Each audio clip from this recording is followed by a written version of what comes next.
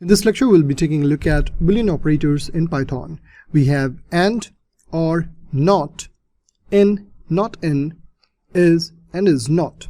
So IN is basically, it checks for whether a value is available in a given set. The NOT IN checks for whether the value is not in the set, and IS checks for same object identity, and IS NOT checks for not same object identity.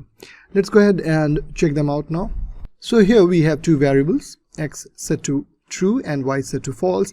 Then we have collection of fruits and then a single variable, fruit set to mango. Using the AND operator, we see if x and y both are true, then we will be printing true, otherwise it prints false. So here you can see x is set to true and y is false. That means the condition is false, and this is what it will print. Next, if I have to check for OR operator, so I'll say OR, and now as we know that one of these variables is true, so the output will be true. Now let's run this, and there we have the output as true.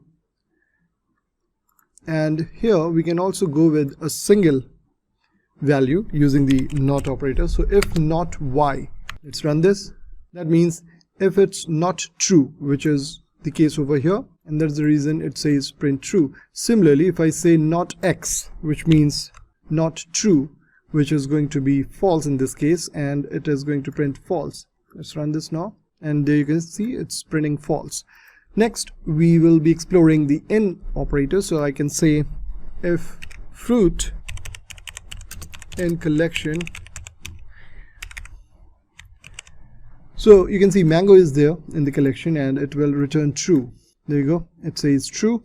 And now if I say not in collection and save this, let's run it. So you can see it says false, because mango is actually available in the collection, and that's why not in returns false. Now if I have to compare, let's say mango with the index position of this collection 3, so here I can go ahead and say if fruit is collection of index position 3, so index starts from 0, 0, 1, 2 and 3.